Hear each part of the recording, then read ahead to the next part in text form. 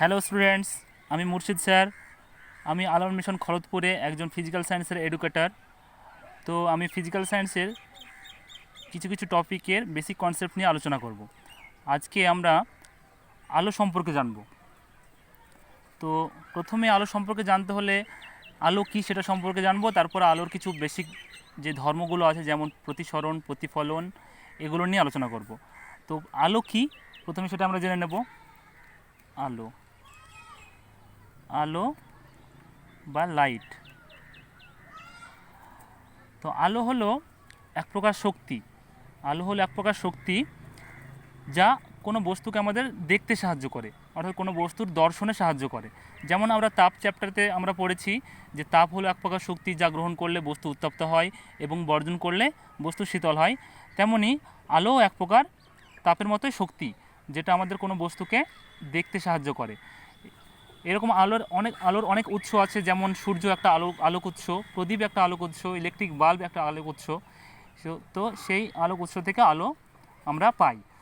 তো আলোর যে বেসিক ধর্মগুলো আছে সেগুলো হলো প্রতিফলন, প্রতিসরণ, তেমনি আরও সমাবর্তন।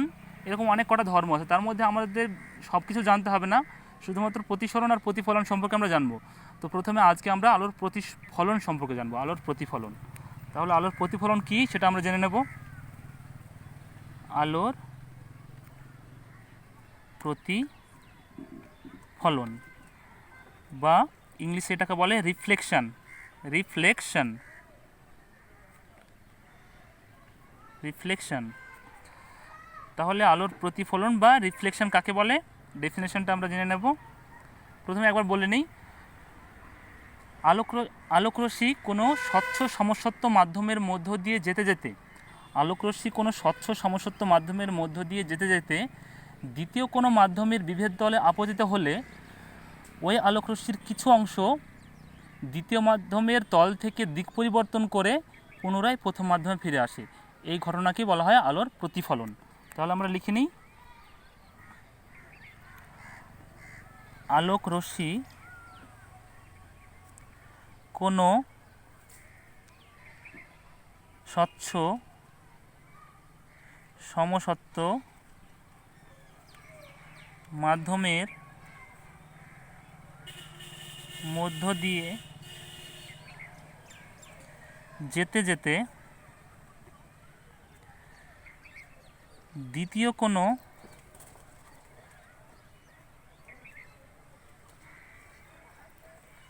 মাধ্যমের বিভেদ তলে আপতিত হলে আপতিত হওয়া মানে পড়া, যদি কোনো দ্বিতীয় কোনো মাধ্যমের বিভেদ তলে পড়ে, আপতিত হলে ওই আলোকরশ্মির কিছু অংশ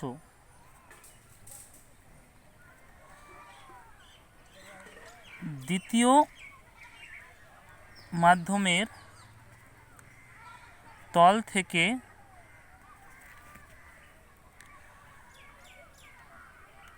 দিক পরিবর্তন করে পুনরায় প্রথম মাধ্যমে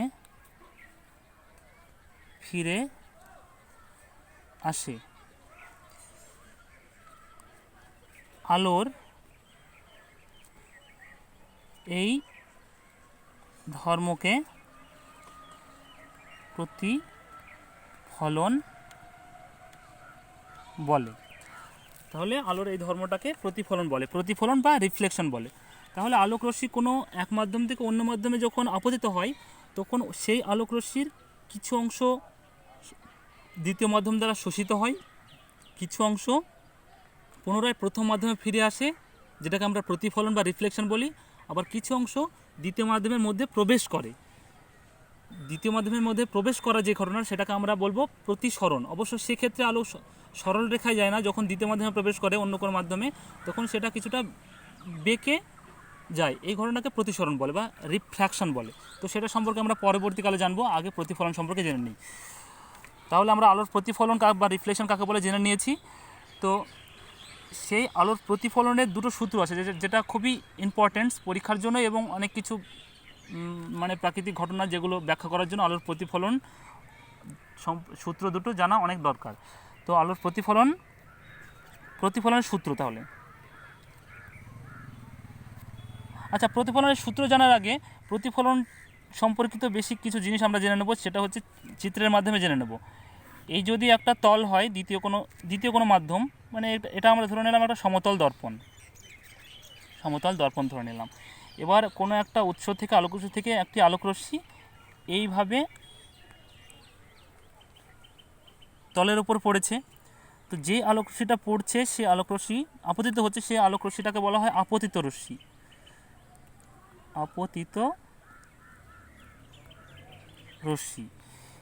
আপতিত হওয়ার পরে দ্বিতীয় মাধ্যমের তল থেকে পুনরায় প্রথম মাধ্যমে ফিরে আসে আলোকরশ্মি, আমরা তাই জেনেছি সংজ্ঞাতে।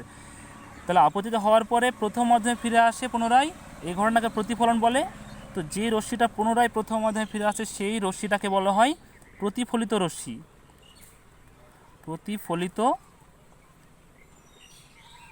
রশ্মি। আচ্ছা ইংলিশ টার্মগুলো জেনে নেব আমরা। আপতিত রশ্মিকে বলা হয় ইনসিডেন্ট রে, আর প্রতিফলিত রশ্মিকে ইংলিশে বলা হয় রিফ্লেক্টেড রে। এই যে আপতিত রশ্মি আর প্রতিফলিত রশ্মি যে বিন্দুতে আপতিত হচ্ছে সেই বিন্দুতে প্রতিফলক তলের ওপর যে লম্ব বা নর্ম্যাল বা পারপেন্ডিকুলার যে রেখাটা সেটাকে বলা হয় অভিলম্ব বা নর্ম্যাল বা পারপেন্ডিকুলার লাইন। তো তাহলে আমরা কি জানলাম? আপতিত রশ্মি বা ইনসিডেন্ট রে, প্রতিফলিত রশ্মি বা রিফ্লেক্টেড রে, আর অভিলম্ব বা নর্মাল টু দ্য প্লেন। এবার এই আপতিত রশ্মি আর অভিলম্বের যে মাঝের কোণ, সেই কোণটাকে বা অ্যাঙ্গেলটাকে বলা হয় আপতন কোণ। এই কোণটাকে আই দ্বারা ডিনোট করা হয়। আর প্রতিফলিত রশ্মি আর অভিলম্বের যে মাঝের কোণ সেটাকে বলা হয় প্রতিফলন কোণ, এটাকে আর দ্বারা ডিনোট করা হয়। তাহলে আমরা কি জানলাম? একটা আপতন কোণ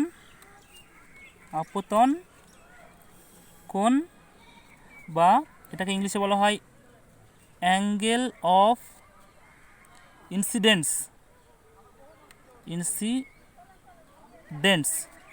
আর প্রতিফলন কোণ,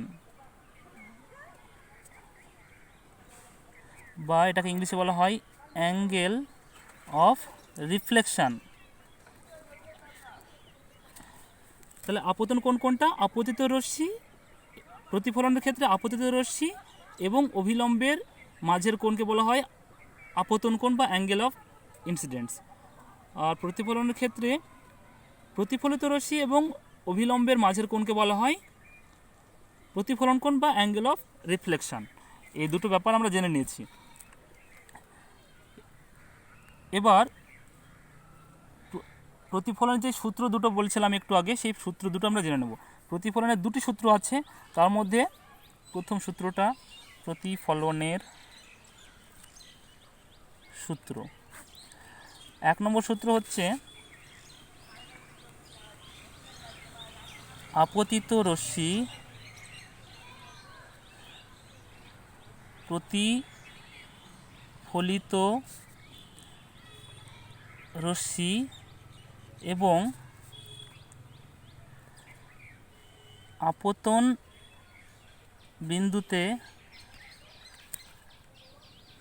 প্রতিফলকের ওপর অঙ্কিত অভিলম্ব একই সমতলে থাকে। আপতিত রশ্মি, প্রতিফলিত রশ্মি এবং আপতন বিন্দুতে, এই বিন্দুটা আপতন বিন্দুতে অঙ্কিত অভিলম্ব, এই যে অভিলম্বটা, এই তিনটে রেখা আপতিত রশ্মি, প্রতিফলিত রশ্মি এবং অভিলম্ব এই তিনটি রেখা একই প্লেনের ওপর অবস্থান করে, একই সমতল অবস্থান করে। মানে যেমন কাগজের তল, একটা তল, এই তলের ওপর তিনজন অবস্থান করবে, নাহলে দেওয়াল একটা তল, সেই তলের ওপর তারা একই তলের ওপর অবস্থান করবে। তাহলে আপতিত রশ্মি, প্রতিফলিত রশ্মি এবং আপতন বিন্দুতে প্রতিফলকের ওপর অঙ্কিত অভিলম্ব একই সমতলে থাকে। এটা প্রথম সূত্র। দ্বিতীয় সূত্র হলো আপতন কোণ এবং প্রতিফলন কোণ সর্বদা সমান হয়। তার মানে কি, আমরা এই আপতন কোণ সম্পর্কে জেনেছি। এই যে আপতিত রশ্মি আর অভিলম্বের মাঝের কোণটাই আপতন কোণ, আর প্রতিফলিত রশ্মি এবং অভিলম্বের মাঝের কোণটাই প্রতিফলন কোণ। তো এই দুটো কোণ সর্বদা সমান হয়, এটা প্রতিফলনের সূত্র অনুসারে আমরা জেনে গেলাম। তার মানে কি বলতে পারি আমরা, আই ইকুয়াল টু আর। তাহলে আমরা প্রতিফলনের সূত্র সম্পর্কে জেনে নিলাম। এছাড়া আরও দুটো বিষয় সম্পর্কে জানতে হবে আমাদের, সেটা হচ্ছে একটা চ্যুতিকোণ সম্পর্কে জানবো আর প্রতিফলনের টাইপ সম্পর্কে জানবো। প্রতিফলন মেনলি দুই ধরনের আছে। প্রতিফলন দুই ধরনের, একটা হচ্ছে নিয়মিত প্রতিফলন, 2 নম্বর হলো বিক্ষিপ্ত প্রতিফলন। নিয়মিত প্রতিফলন বা রেগুলার রিফ্লেকশন, বিক্ষিপ্ত প্রতিফলন বা ডিফিউজ রিফ্লেকশন। তো আমরা নিয়মিত প্রতিফলন আর বিক্ষিপ্ত প্রতিফলন সম্পর্কে জেনে নেব এবার। তোমরা যদি এই যে সংজ্ঞা কিংবা এই সূত্রগুলো তোমাদের লিখে নেওয়া দরকার হয়, তাহলে এখানে একটা স্ক্রিনশট মেরে রাখো, স্ক্রিনশট থেকে পরে লিখে নেবে। আমি পেজ উল্টাচ্ছি, এবার পরের পেজে এবার লিখব।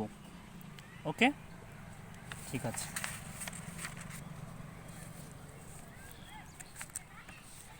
তাহলে আমরা প্রতিফলন দুই প্রকার। প্রতিফলন দুই প্রকার কি কি? 1 নম্বর নিয়মিত প্রতিফলন। নিয়মিত প্রতিফলন বা এটাকে কি বলেন, রেগুলার রিফ্লেকশন। Regular reflection. তাহলে রেগুলার রিফ্লেকশন কোনটা? যখন কোনো আলোকরশ্মি সমান্তরালভাবে আগত আলোকরশ্মিগুচ্ছ কোনো মসৃণ তলের ওপর আপতিত হয়, তখন প্রতিফলিত রশ্মিগুচ্ছ সমান্তরালভাবেই থাকে। মানে প্রতিফলনের পর সমান্তরালভাবেই রশ্মিগুলি প্রতিফলিত হয়। এই ধরনের প্রতিফলনটাকে আমরা কি বলবো, নিয়মিত প্রতিফলন। তাহলে আমরা সংজ্ঞা কীভাবে লিখব, যে সমান্তরাল ভাবে আগত কোনো আলোক রশ্মি গুচ্ছ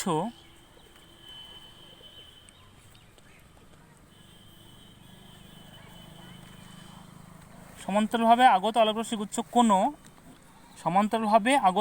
গুচ্ছ কোনো মসৃণ তলে আপতিত হলে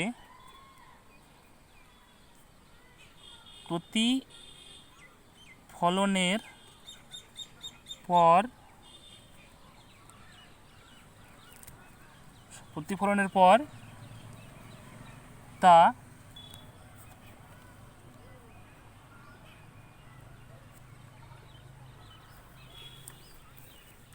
সমান্তরাল ভাবেই প্রথম মাধ্যমে ফিরে আসে। সমান্তরালভাবেই প্রথম মাধ্যমে ফিরে আসে বা সমান্তরালভাবেই ফিরে আসে।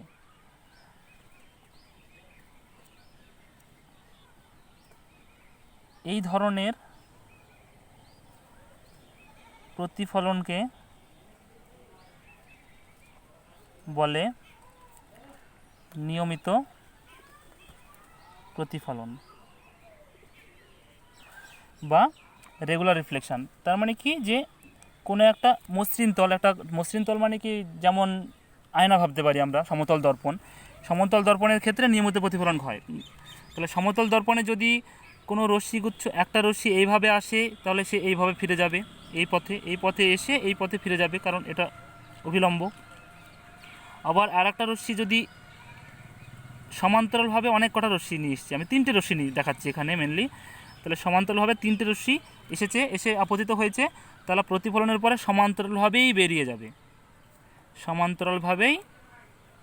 মানে দেখো আপতিত রশ্মিগুলি 3টে আপতিত রশ্মি সমান্তরাল আছে, প্রতিফলনের পরে প্রতিফল রশ্মি 3টে সমান্তরালই আছে। তাহলে এই ধরনের প্রতিফলনকে আমরা নিয়মিত প্রতিফলন বলি। 2 নম্বর, বিক্ষিপ্ত প্রতিফলন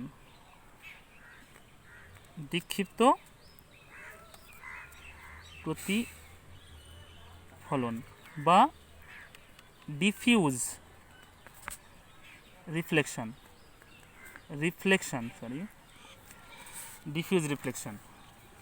তাহলে এটার ক্ষেত্রে কি, এটা অমসৃণ তলের ক্ষেত্রে ঘটে। অমসৃণ তলে যদি সমান্তরালভাবে আলোক রশ্মি পড়ে, তবুও প্রতিফলিত রশ্মিগুলি সমান্তরাল থাকে না আর।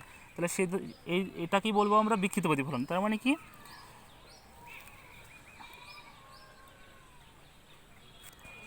তাহলে এই মসৃণের জায়গাতে আমরা শুধু অমসৃণ লিখে দেবো, আর প্রতিফলনের পরে সমান্তরালভাবে বেরিয়ে আসে না, চারদিকে ছড়িয়ে পড়ে, তাই লিখবো। তাহলে সেটা বিক্ষিপ্ত প্রতিফলন হয়ে যাবে। তাহলে কি লিখবো, যে সমান্তরাল ভাবে আগত আলোক রশ্মি গুচ্ছ কোনো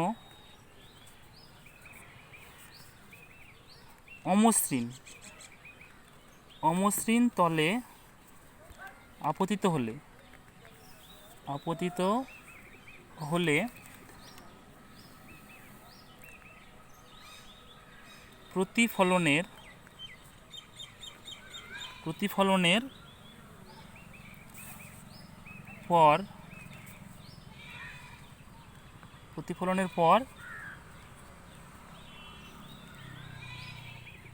প্রতিফলনের পর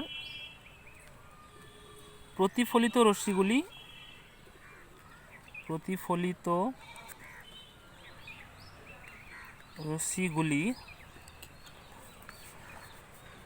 সমান্তরাল থাকে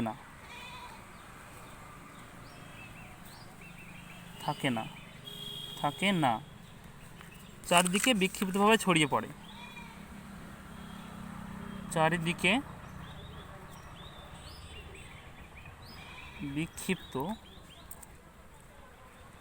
ভাবে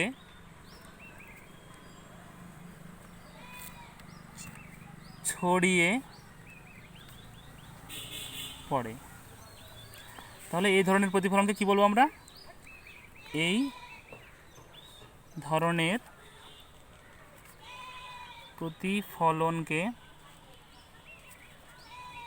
প্রতিফলনকে বলে বিক্ষিপ্ত প্রতিফলন।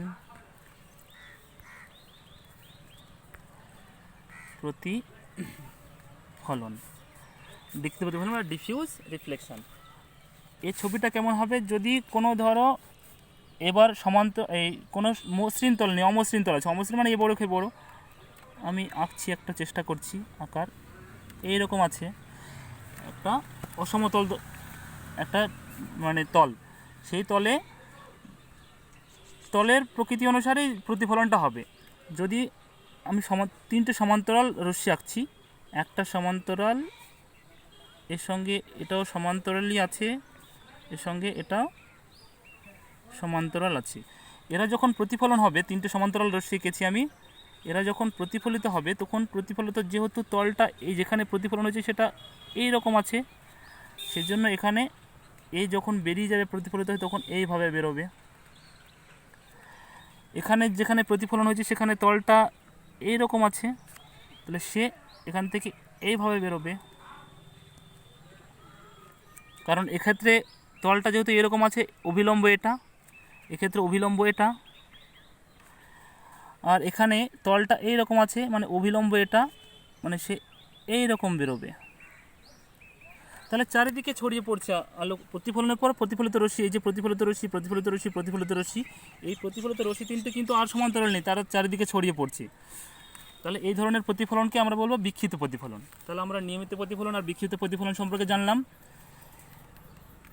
আর একটু বেশি লম্বা ভিডিও করব না, আর একটু সেটা হচ্ছে চ্যুতিকোণ সম্পর্কে আমরা জেনে নেব। চ্যুতিকোণটা অন্য পেজে করে নিচ্ছি, এটা তোমরা একটা স্ক্রিনশট মেরে নাও যদি তোমরা মানে এটা সম্পর্কে লিখে নিতে চাও তাহলে।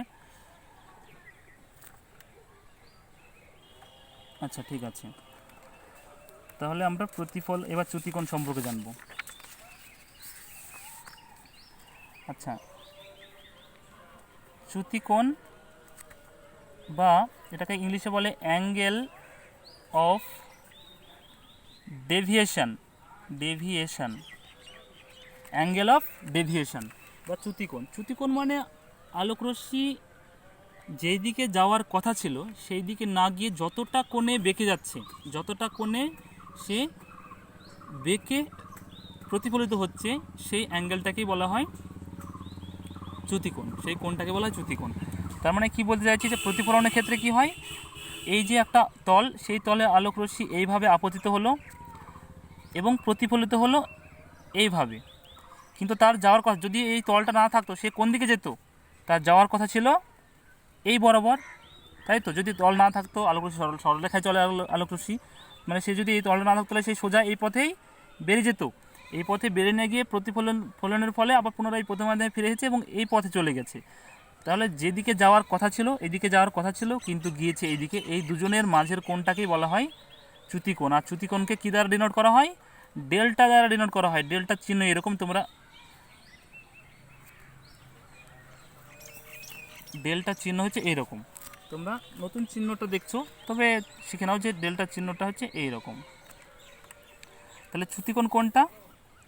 যেই দিকে যাওয়ার কথা ছিল কোনো আলোকরশ্মি প্রতিফলনের সময় যেই পথে যাচ্ছিল,